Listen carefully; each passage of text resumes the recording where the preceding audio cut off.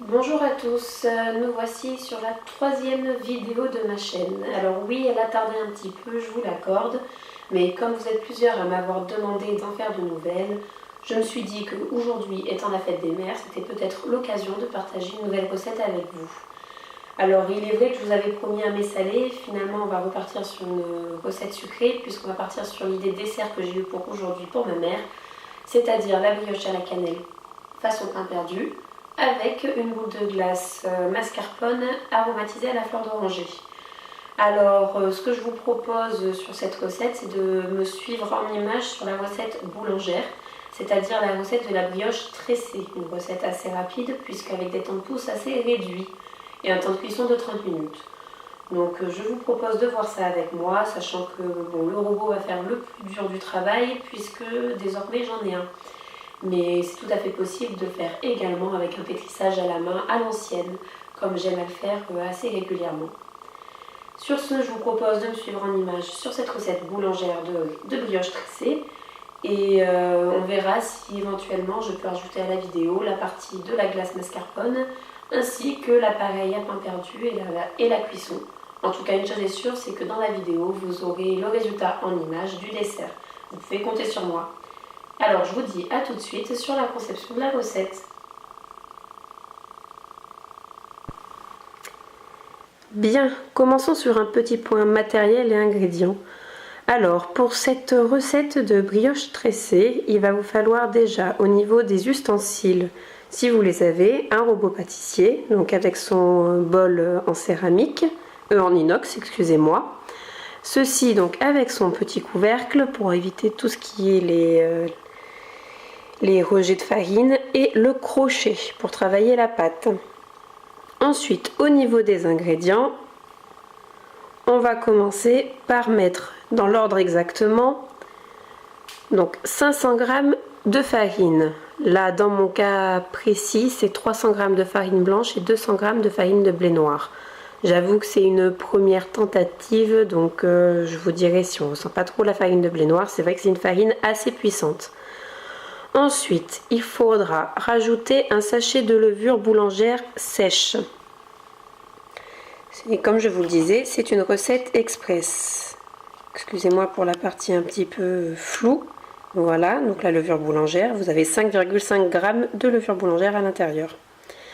À ceci, il faudra rajouter 20 centilitres de lait demi-écrémé. Ensuite, il faudra rajouter un œuf. Enfin, il faudra rajouter 3 cuillères à café de sucre en poudre, une pincée de sel et 2 cuillères à café bien bombées de cannelle. À la fin de tout ça, bien sûr, il faudra rajouter 70 g de beurre mou. Alors là, il est 10h30, je l'ai sorti à 8h du matin pour qu'il soit vraiment bien mou. Je l'ai coupé en petits carrés. Mais ça, ce sera qu'une fois que la confection de la pâte aura commencé à former une boule. Alors, on n'a plus qu'à commencer sur les mélanges.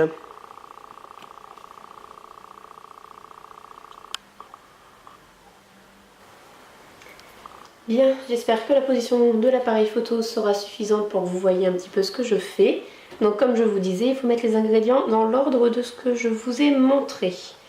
Ou en tout cas, je crois vous avez montré dans le bon ordre. Ce que j'ai fait, c'est que j'ai mis donc les 500 g de farine dans mon bol en inox. J'ai formé un puits à l'intérieur. Dans ce puits, je vais aller y mettre immédiatement la levure boulangère sèche, donc 5,5 g, le sachet. C'est pas ce qu'on utilise le plus traditionnellement, hein, mais là, c'est ce qu'on va faire. Comme je vous ai dit, c'est une recette express. Une fois ça fait, ce que je vais faire, c'est que je vais prendre une cuillère pour refermer un petit peu le puits. Hop, et le reformer très légèrement en essayant de faire ressortir le moins possible la levure boulangère. En effet, la levure boulangère, si elle est directement au contact du sel par exemple, va perdre son effet. Alors, ce qu'on va faire maintenant, c'est qu'on va rajouter les 20 centilitres de lait. Alors là, je vous ai montré la petite bouteille tout à l'heure, c'est 25 centilitres. Donc moi, dans mon cas précis, j'en avais déjà utilisé 5 centilitres. Donc autant vous dire que je veux verser la bouteille. Le tout toujours dans le puits. Et on verse, pas besoin qu'elle soit fraîche, pas besoin qu'elle qu'elle soit pas fraîche, pas besoin qu'elle soit chaude ou tiède ou quoi que ce soit. Hein. Et voilà, la bouteille est terminée. Une fois qu'on a fini de verser le lait, on casse l'œuf. L'avantage du robot, je fais des bêtises, l'avantage du robot c'est qu'on n'a plus vraiment grand chose à faire à part tout mettre. Alors voilà, là j'ai mis tout ce qui est ingrédients liquides à l'exception du beurre. C'est à ce moment précis que je vais rajouter les 3 cuillères à café de sucre blanc, sucre en poudre. Cuillère à café pas trop bombée hein, pour le sucre. Donc 1, 2 et 3. Une fois le sucre rajouté, pas une recette qui soit trop sucrée au niveau de la brioche, hein, surtout qu'on a l'appareil à pain perdu après. On va rajouter les 2 cuillères à café, ce coup-ci bien bombées, de cannelle. 1 et 2. Alors je vous l'accorde, c'est pas traditionnel de rajouter la cannelle immédiatement dans la pâte. Mais il s'avère que je trouve que ça lui donne une belle couleur, qui est accentuée par la farine de blé noir. Et en plus, ce qui me plaît moi beaucoup sur toute la cannelle, c'est une saveur que j'apprécie tout particulièrement. Je ne vous cache pas qu'il est possible que j'en rajoute un petit peu dans l'appareil à pain perdu si je trouve que la brioche ne semble pas assez savoureuse en cannelle. Finalement, on passe à la pincée de sel. Voilà. Ce qu'on fait, c'est qu'on met le crochet.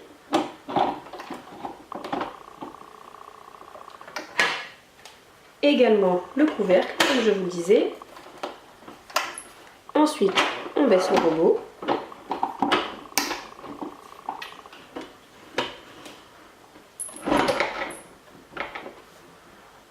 Comme voici.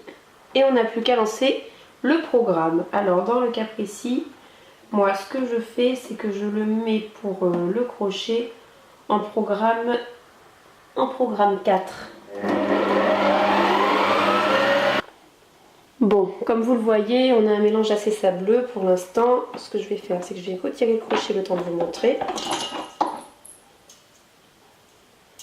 Hop, on enlève un peu l'excédent de pâte, c'est assez collant, assez sec. Donc là. Comme vous pouvez le voir, c'est un mélange encore assez sableux, pas bien pris. Vous pouvez y aller avec les mains, même si vous avez le robot pour vous rendre compte. On est sur quelque chose de encore très solide. Et qui a une belle couleur et une belle senteur, je vous le dis. Vous ne le voyez pas, mais je peux vous le dire pour le coup. Comme je vous dis, c'est très sec et comme vous pouvez le voir, hop, une fois les mains frottées, on n'a plus grand chose sur les doigts. Hein. Donc bon, on remet le bol en place. Ce coup-ci, on va abandonner le cache. On va remettre le crochet. Enfin bon, techniquement, vous ne l'auriez pas enlevé, vous, hein, c'était pour vous montrer.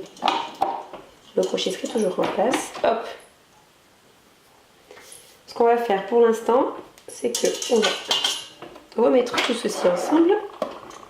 Là, on va mettre en mode 1. Bon, on va même mettre en mode 2. Et on va en même temps rajouter le beurre.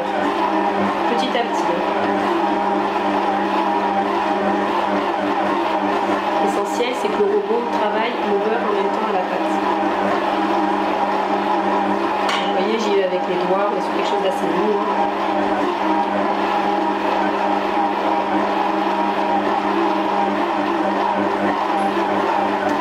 Alors, comme vous pouvez le voir, une fois passé les 5 minutes de malaxage, on arrive à une boule de pâte vraiment qui se tient.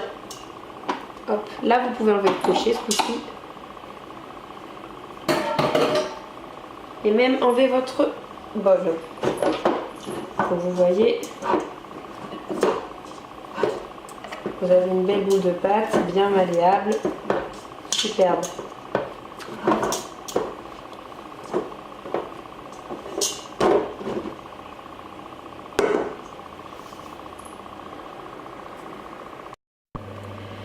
Alors voilà notre boule de pâte.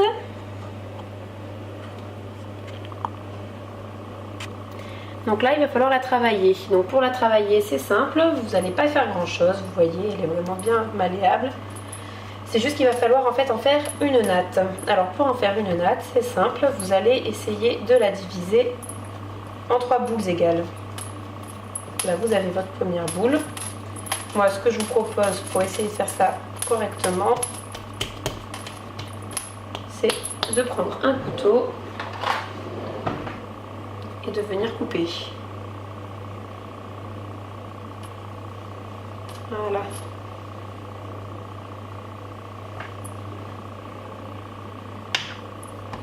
Vous avez la première.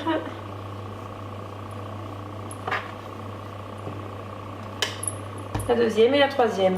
Vous voyez, on est sur une pâte plutôt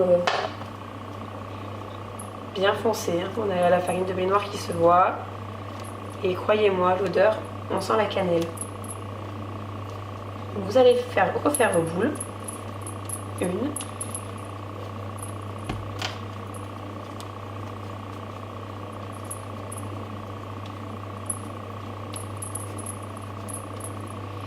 Deux. Bon, si elles ne sont pas exactement égales, on s'en remettra. Hein. Et 3. Vous voyez, elles ont l'air plus ou moins égales. Et là, il va falloir en faire des boudins. Alors, je vous en prie, l'avantage d'une pâte comme celle-ci, c'est qu'elle se travaille rapidement. Et qu'elle ne colle pas. Le plus dur, c'est de réussir à en faire des boudins, puisque la levure boulangère a tendance à faire et rétracter, rendre un peu plus élastique la pâte. Mais bon, sachant que le temps fou, c'est ce qui va permettre aussi à la brioche de prendre du volume. D'ailleurs, à ce sujet, moi j'ai mis mon four à préchauffer à 200 degrés pour 5 minutes, 5-6 minutes quoi. Je vais l'éteindre et après, une fois la brioche terminée, je la mettrai à pousser dans le four. Vous voyez, voilà un premier boudin. Il va faire à peu près 25 cm. On va faire 3 boudins de cette taille.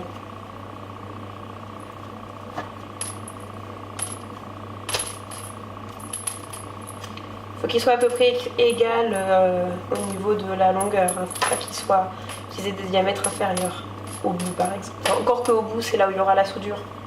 Mais surtout le reste de la longueur, faites en sorte qu'il soit de la même épaisseur.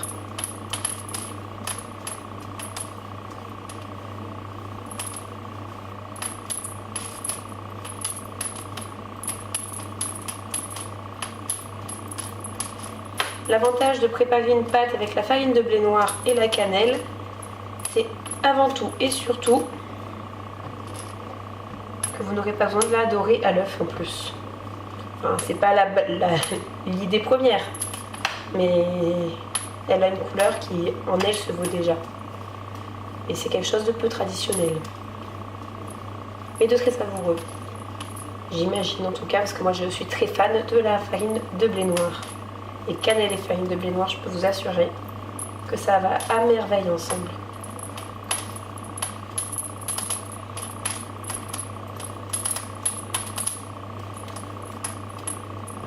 Et voilà, vous avez vos 3 boudins. Celui-ci peut-être un petit peu moins long.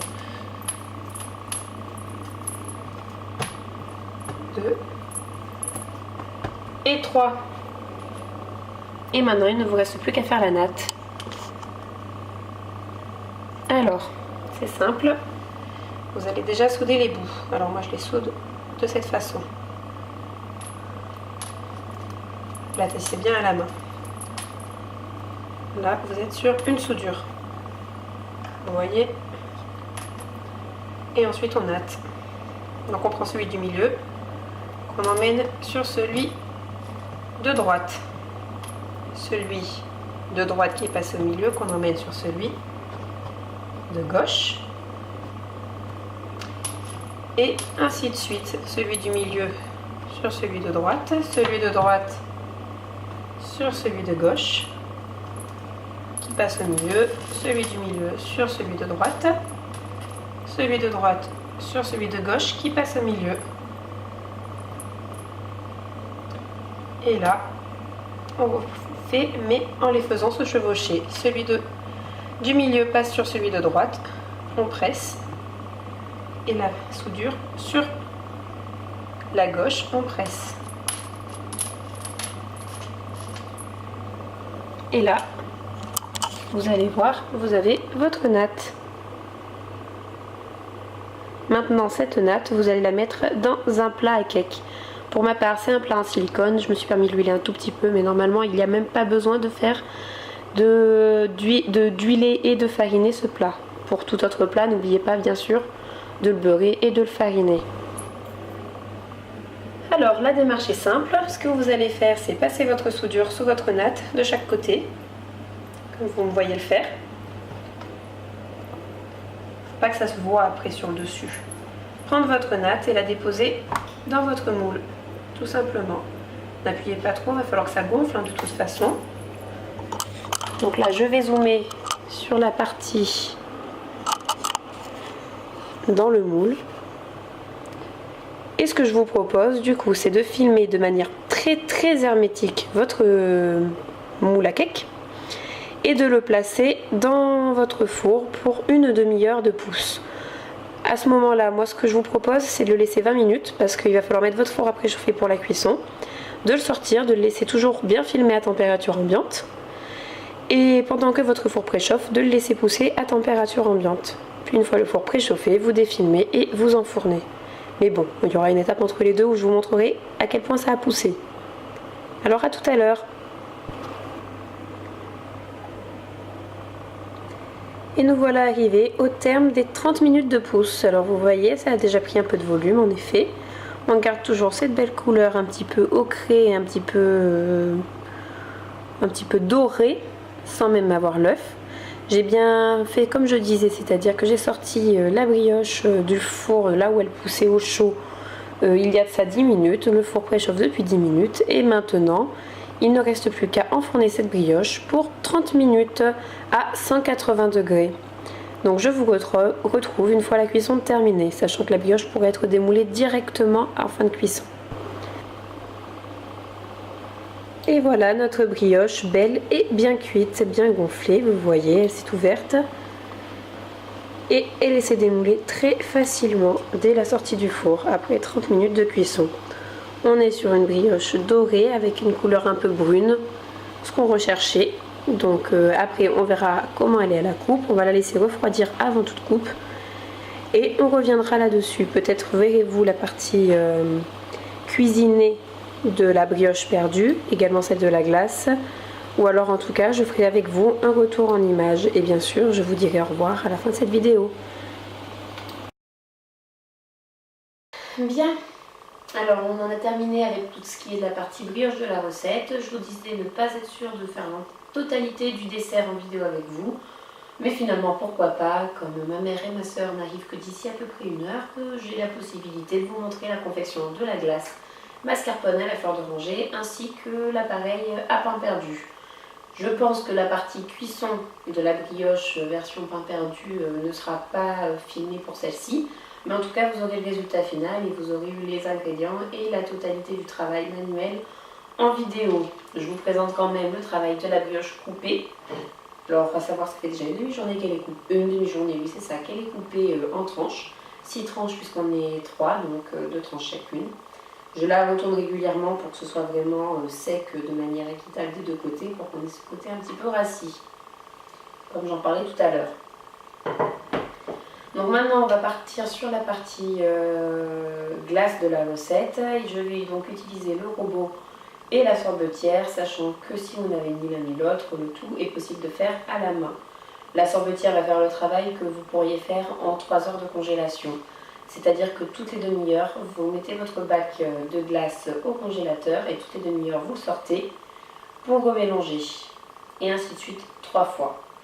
Donc voilà, ensuite vous mettez au congélateur, sachant que le miel devra faire le rôle de conservateur pour éviter le côté trop glacé, comme un bloc de glace de la glace mascarpone. Bien, donc je vous invite maintenant à me suivre en image sur la confection de cette glace. Et ensuite, on passera à l'appareil à pain perdu. Allez, à tout de suite.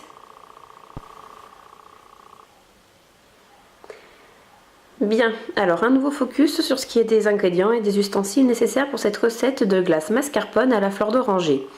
Alors, il va vous falloir en ustensile, comme je le disais tout à l'heure, le robot, ce coup-ci, donc toujours avec son bol en inox, mais avec le fouet. Il va également vous falloir un saladier. Excusez-moi pour la mise au point. Avec les blancs d'œufs. Un robot batteur. Également une balance pour ce qui est de peser les ingrédients. Et bien évidemment la sorbetière. Alors là, vous ne voyez que le couvercle, l'autre partie est au congélateur, ce qui est nécessaire avant la prise.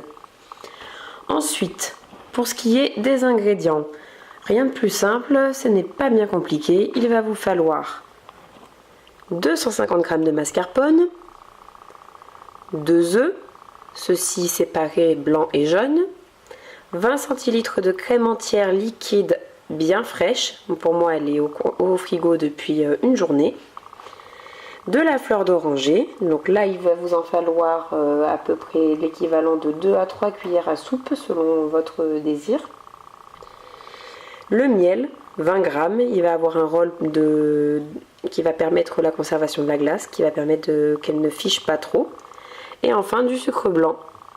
Et ce coup-ci, le sucre blanc, il vous en faudra à peu près 60 g.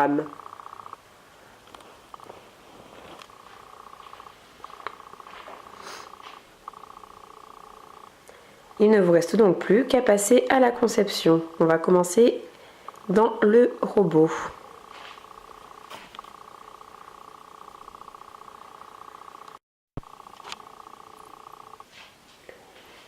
Bien, alors ce qu'il va falloir faire en premier, c'est casser les œufs pour séparer les blancs des jaunes. Gardez les blancs dans le saladier dont je vous parlais précédemment et vous mettez les jaunes dans le bac en inox.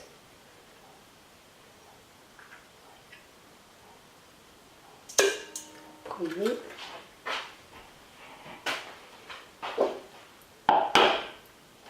Ah, bien sûr, le deuxième s'est brisé pas correctement.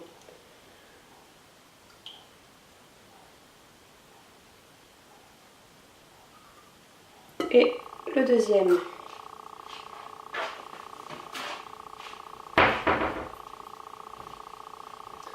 Dans ces jaunes, vous allez devoir mettre le sucre.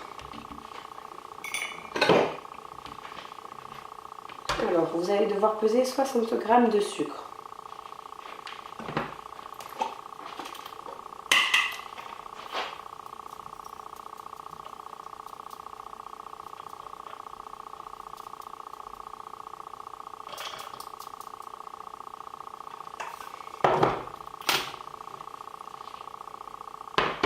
Et dans ces 60 g de sucre, vous allez devoir peser 20 g de miel.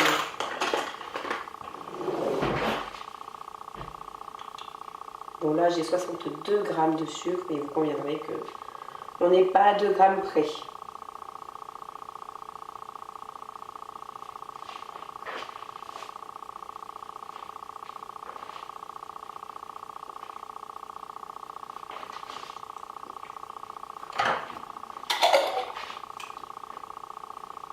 Et j'ai mis 20 g de miel. Et le tout, vous allez le mettre dans vos jaunes.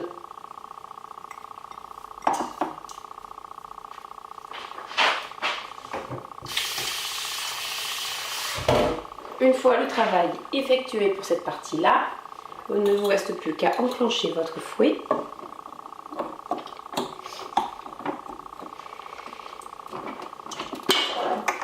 Et qu'à battre. Alors vous mettez vraiment une puissance petite, c'est-à-dire le 2.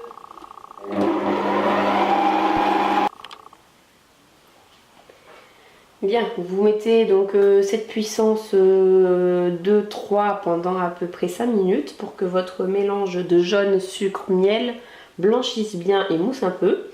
Et une fois ça terminé, donc vous n'avez plus qu'à incorporer votre mascarpone.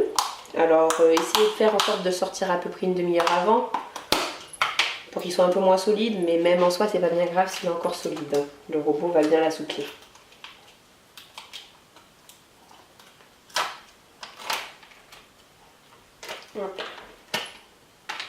Alors là bien sûr cette recette de glace elle n'est pas uniquement réalisée dans le but d'être utilisée que pour le dessert de ce soir. Il y aura plus de glace que pour 3 boules accompagnant un pain perdu. Hop.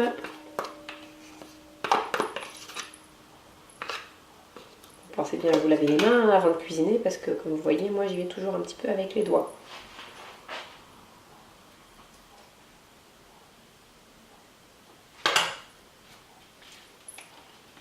Une fois le mascarpone mis à l'intérieur, vous pouvez faire de même avec la crème. Alors bien sûr, les 20 centilitres, comme je vous disais.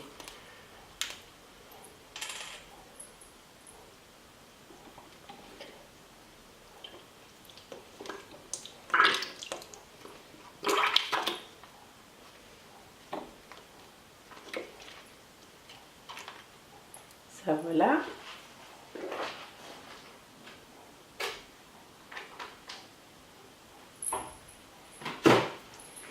Et enfin, la fleur d'oranger. Donc je vous disais 2 à 3 cuillères selon ce que vous vouliez.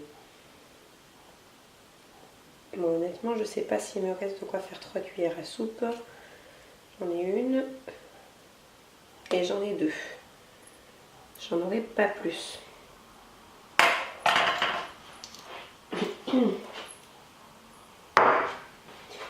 Et rebelote, vous pouvez refermer votre robot et le mettre à battre. Alors ce coup-ci, avec le cache de préférence, parce qu'il y a de la crème, ça saute un peu, vous vous en doutez. Alors oui, il faut le mettre avant, c'est moi qui fais des bêtises. Et voilà. Et vous pouvez relancer ce coup-ci puissance 5.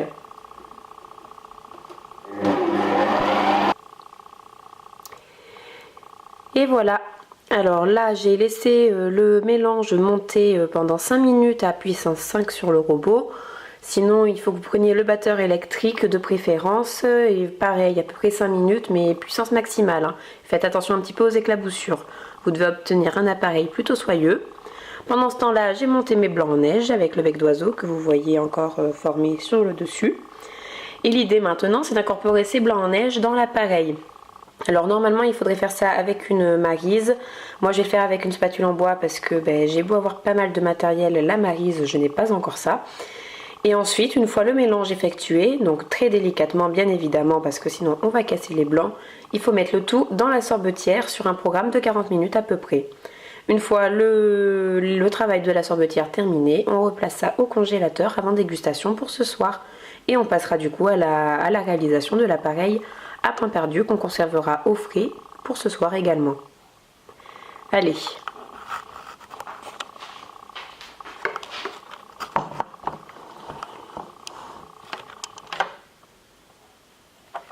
Je vais donc incorporer les blancs en neige au mélange. Alors, il ne faut pas les casser, donc les poser délicatement dans le mélange. Surtout ne jamais taper le plat en inox, ce qui reviendrait à casser les blancs en neige. Alors bon, il n'y en a pas trop aujourd'hui, on est sur 2 œufs avec un mélange pour une petite glace. Vous pouvez tout mettre d'un coup si vous le souhaitez. C'est pas un souci du moment que vous êtes délicat au moment du mélange. Donc voilà, tout est mis. Il ne reste plus qu'à mélanger délicatement. Donc comme vous voyez, essayez de faire des gestes comme ceci. Vous tournez et vous ramenez sur le dessus. Vous tournez et vous ramenez sur le dessus. Et ceci jusqu'à totale incorporation des blancs en neige au mélange. Toujours aller chercher la crème de dessous pour l'emmener dessus. C'est assez rapide, comme vous pouvez le voir, en tout cas j'espère.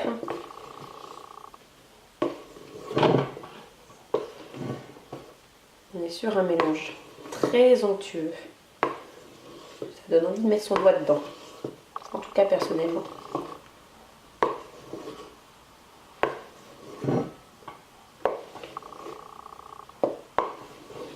Et voilà, on a notre mélange. Il ne reste plus qu'à le placer à la sorbetière.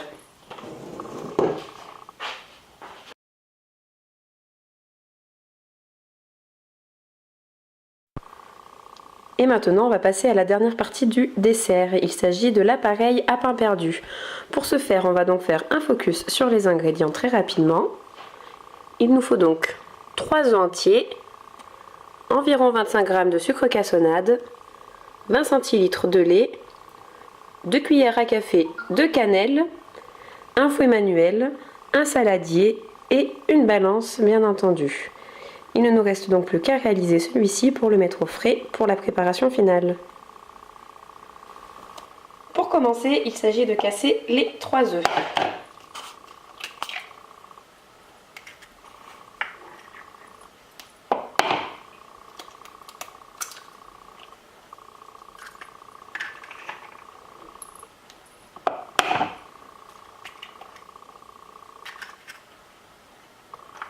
Une fois ceci effectué, vous pesez le sucre cassonade.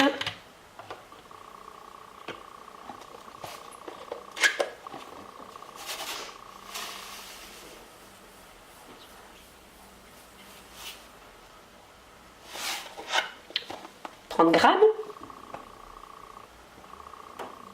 Et vous ajoutez les 2 cuillères à café de cannelle.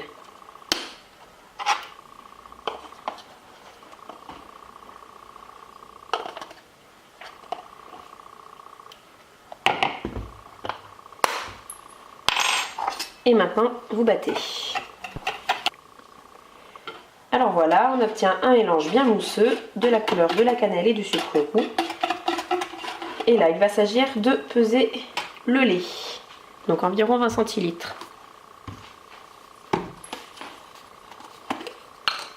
20 centilitres, autrement dit à peu près de 200 g, entre 190 et 200 g.